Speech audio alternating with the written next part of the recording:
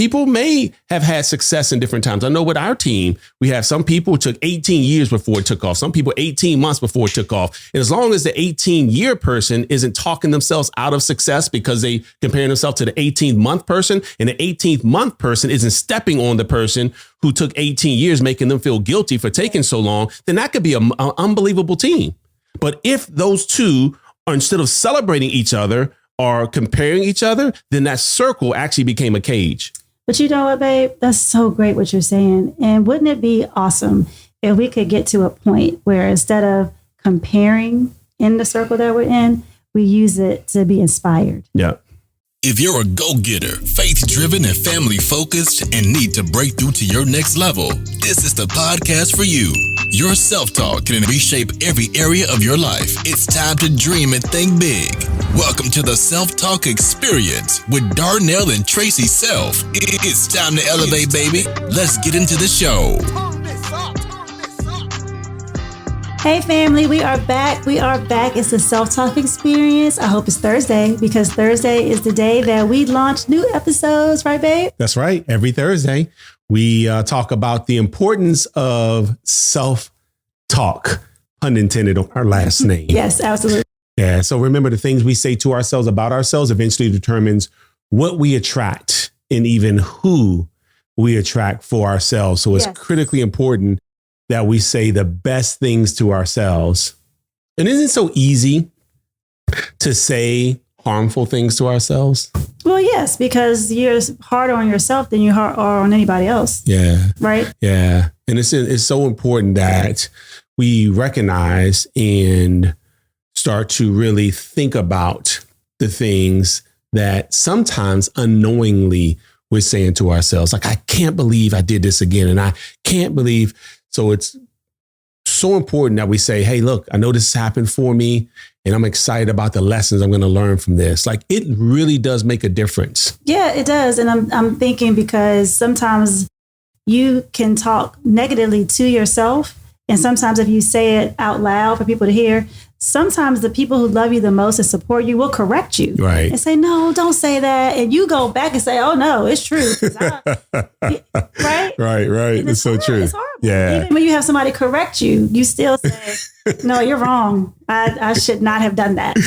Right. Trying to be supportive and help you through it. Right. And it's tough to come out of being in that space. Right. When you feel like you failed yourself. No, it's so true. Right. I mean, you even got on a shirt. I like her. And you're like, no, you really should like yourself. And you're like, but I really don't like myself. No, you got your shirt on. You should like yourself. By the way, hit the link at the bottom if you want to get a shirt like this. My good girlfriend. Check it out. And producer of the Self-Talk Experience. She's behind the camera. Hey, so today, you know what we're talking about? I told you earlier. You told me about 10 things earlier, so I'm really not sure. I mean, yes, babe, I remember what you told me earlier. Let's talk about it. I want to talk about on this particular episode, I would like for us to talk about, if you're willing to talk about, I want to talk about keeping up with the Joneses. Okay. Yeah. Yes. I mean, I know we have meetings with the Self family, with our 4 young adults, right, about keeping up with the Joneses. And I thought it'd be great to talk about as an episode, because I think so many people put themselves in a position to impress other people, but then they end up hurting and harming themselves. And who the people that sometimes they're trying to keep up with aren't even where they think they are. Well, we talk about this all the time, especially with our children, about social media. Yeah. And social media paints a picture, the picture that the person wants to paint. You never have to see them in person and meet them. Right. You think this big idea about them and it's totally false. Right. All the way from what they have to how they look. Yeah. No, it's very true. Filters and all these things you can do. You just never really know. Right. And we're not judging the folks who do that. What we're saying is that I love a good filter now. Yeah.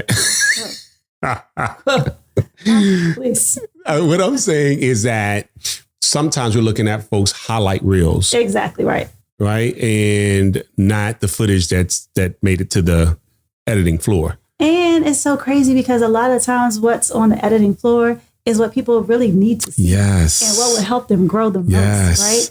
But we keep that vulnerability away. Wow. And that would really probably bless so many people. Yeah, no, it's so true.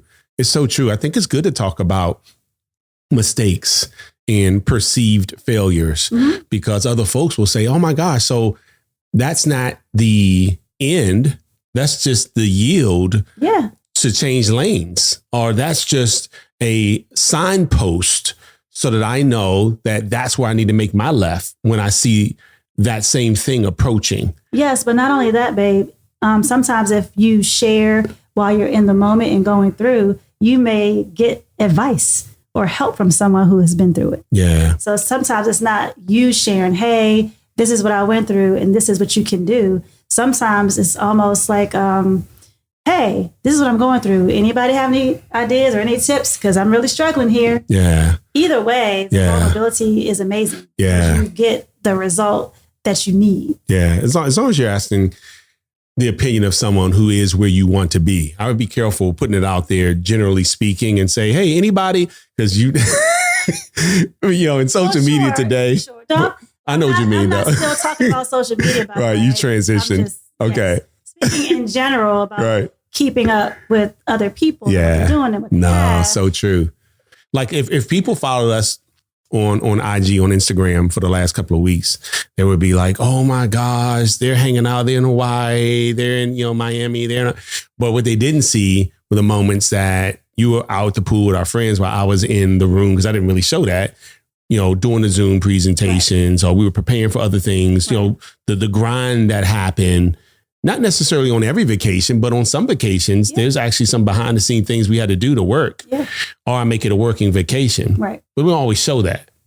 Right. Not that I'm trying to hide it, but I'm just saying that keeping up with the Joneses, it's like if someone had I don't know, let me just think about a car that is a nice car, but a lot of people may have it. Let's just say any Toyota, whatever. Okay. And nice then, car. Right. It's a nice car. Yeah. And then you have someone on the other side of you. So this is your house. One neighbor has a Toyota in their driveway. Yes. Nice car.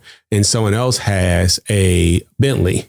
Oh. It is easy to think, oh my gosh, they are balling. They are getting it with the Bentley, which could be true. Yeah. It could be very true. There's nothing wrong with a Bentley, by the way. Could be very true. Right? It could be very true. Or it could just mean they spent more money on their car, so they actually have less money than the person with the Toyota in their driveway. Right. They just spent their money on different things. Somebody could have invested the difference between the cost of the Bentley and the Toyota and actually have a lot more money working for them than the person who actually spent more money on the Bentley. Now, it may not be, because they could be using that Bentley to rent out as a luxury car. I mean, there's a lot of other, that's my point. You never know. That's my point. What you're trying to keep up with, sometimes you don't know the whole story. Right. Right. So, right. Some people buy their vehicles under a business name and they write it off because of the weight of the vehicle. They can, right. So it's a lot of different scenarios, I guess is what I'm saying. Right.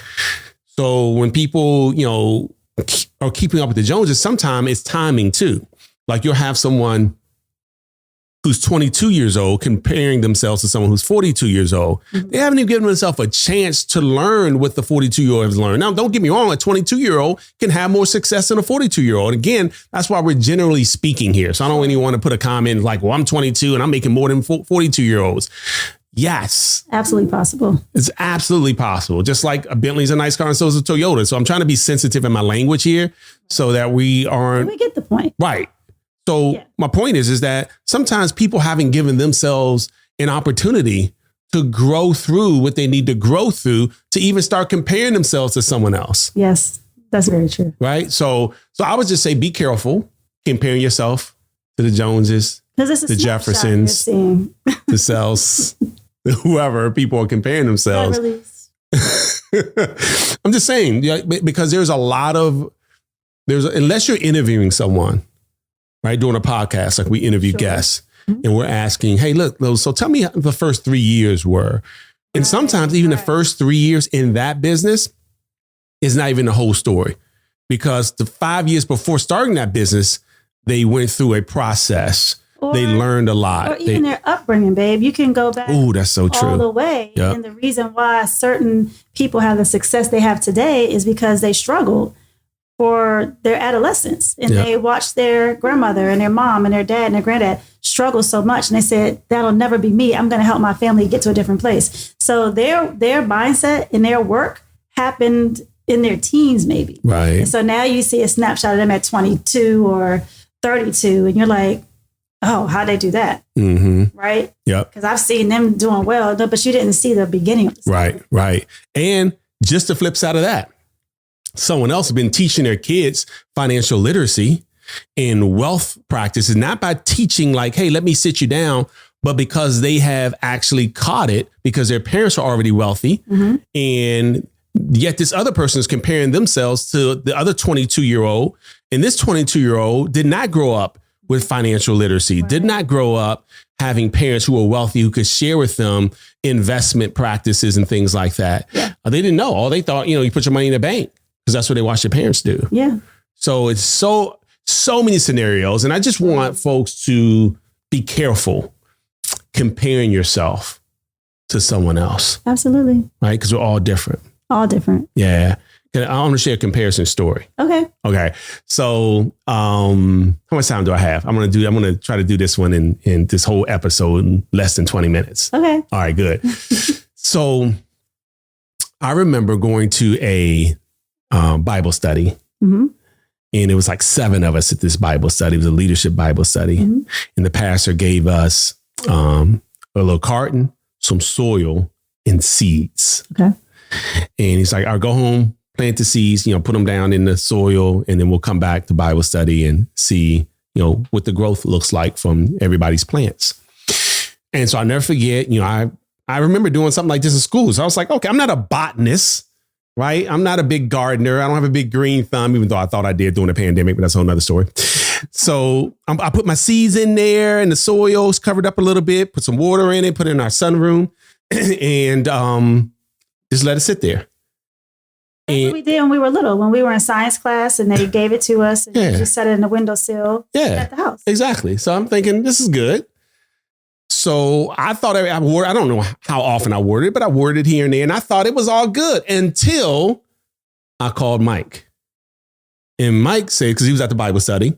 And I said, what's up, bro? He's like, hey, what's going on, man? I said, how's your plant look? He said, plant pastor gave us? I said, yeah. He's like, dude, like it's growing out of the little pot he gave us. Like I'm gonna have to repot it. And I said, what? So he said, what does yours look like? I said, don't worry about it. So he starts laughing now. Because he knows. He knows. He's like, hold up, man, what'd you do? And I was like, nothing. I literally mine hadn't grown out the soil. Like I couldn't see anything. So I'm like, not even a little bit of green, babe? Nothing. So I'm like, hold up. So now I start asking questions. I'm like, let me ask you this, man. By the way, I hung up first. I was like, no, man, I'm good. Oh, you did. I was like, huh. So I called him, right? I called him back and say, hey, bro. And he's laughing. But I was kind of messing with him. I said, let me ask you this. How often did you water it? He's like, for real? I said, no, like how many times a day and what times? This is what people do when they hear about people's success and all these different things that they do. And they take all these master classes, which again, is awesome that you're learning from someone who's successful, but it may not work out exactly how it worked out for somebody else. There's too many scenarios. Yeah. Right. We already talked about some of them. So he's like, dude, I mean, I don't know. I water it every day. And I said, where is it getting sun from? Is it where you put it on the left side or the right side of your house where the sun sets or where it rises? Like I'm being specific, right? He's like, dude, for real? So I hang up. So now I'm curious of how everybody else's plant looks because I'm thinking. Yeah, now you're comparing yours. Right. I'm like, hold up. I wonder if he's the only one whose plant is growing this big. Am I the only one where there's nothing coming out of the soil? So I called Linda Gray. Like, it's great. How's your plant look? And she's like, the seeds that pastor gave us? I said, yeah. She's like, don't laugh. I said, what? She's like, it came. Hold on. I did. She said it came up, but then it drooped down like it's dragging on the floor. And I was like, because at least mine ain't grown, but at least I ain't kill it. So that's what I'm thinking. I'm like, oh, she done killed her plant. And I must say, it made me feel better. I know this is so wrong. Please don't judge me.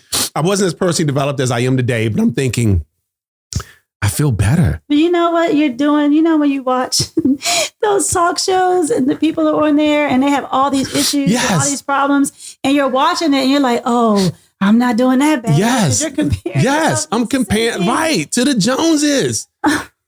Right. And this point, the Grays and the Heems.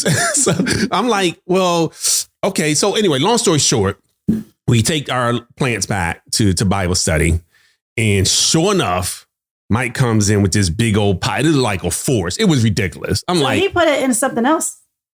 yes, it was amazing. And this is like a month later. It wasn't like the next week. It was crazy. And of course, Miss Gray, poor thing. A lot of them had come up, but they were all dragging the floor. She was walking. I was like, oh, poor thing. Mine. Yours never came up? Maybe a 1 millimeter, a portion of my pinky nail. Maybe if you had to really move the soil to see that it was coming, but it wasn't really. Anyway, so everybody's laughing, and Pastor said, "You guys done?" or something like that. And I said, "What?" And he said, "You guys all have different results because God didn't make any of you all the same. I gave you all different seeds, and different plants need different things to grow. And what may grow this one may not grow the next one." Right. And it was such a great lesson for me because we all start at different points. Mm-hmm. We all may need something slightly different. We talked about this in the support episode. Right. We all may need something different. Some of us take longer to grow than others. And as long as we're comparing ourselves, it's really defeating what could be an accelerator for us. Like, instead of the time I'm spending looking at why you have it and why I don't, is the time I'm spending away putting energy on my own plant. You're wasting it away. Exactly. So I could really be focused on watering my plant and then going about my day doing other productive things. But I'm spending half my day trying to figure out how come mine isn't where yours is. And this is what people do. But you know what I'm thinking too? When you compare, you kill your self-talk. Yeah. You really do. Yeah. Because you're wondering why you're not as good or doing as well as the next person. Yeah. So that's not positive thoughts coming out of you, right? Yep. No, it's so true. It's so true. And so because, when I think about many of our friends who are entrepreneurs, they all have different gifts. They don't have the same gift, which is the reason why when you surround yourself with people with different gifts and you guys start to mastermind and collaborate, right? Collabs, a lot of people doing collabs today. So a lot of things happen. It makes a great team. Exactly right. It makes a great team. It makes a great team. And that's why it's important, not just to be around everybody who's the same, but people may have had success in different times. I know with our team, we have some people who took 18 years before it took off. Some people 18 months before it took off. And as long as the 18-year person isn't talking themselves out of success because they comparing themselves to the 18-month person, and the 18th-month person isn't stepping on the person who took 18 years, making them feel guilty for taking so long, then that could be an unbelievable team. But if those two are, instead of celebrating each other, are comparing each other, then that circle actually became a cage. But you know what, babe? That's so great what you're saying. And wouldn't it be awesome if we could get to a point where instead of comparing in the circle that we're in, we use it to be inspired. Yeah.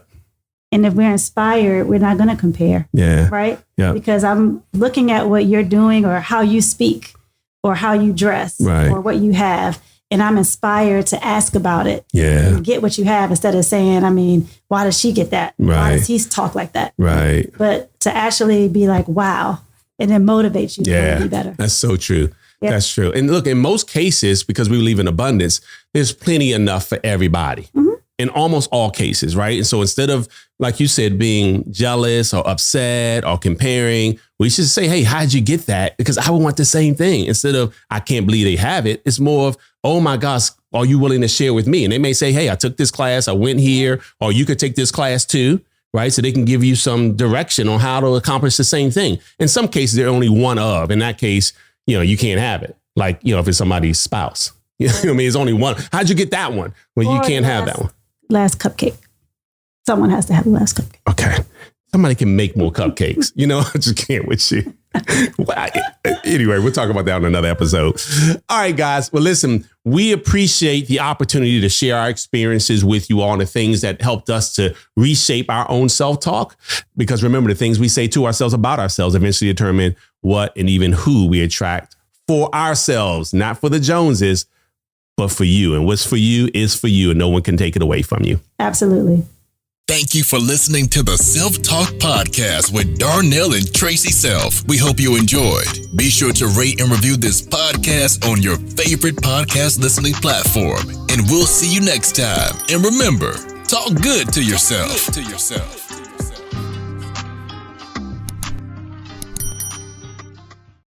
If you've ever started something and said to yourself, I'm not quitting until I reach the finish line, there's a perfect podcast for you. The We Won't Quit podcast by my man, Mike Humes, mailman and millionaire, never gave up. Not only did he have success, but he's helped a ton of other people do the same thing. He's going to be interviewing people who never stopped until they finish. So check it out. We Won't Quit podcast.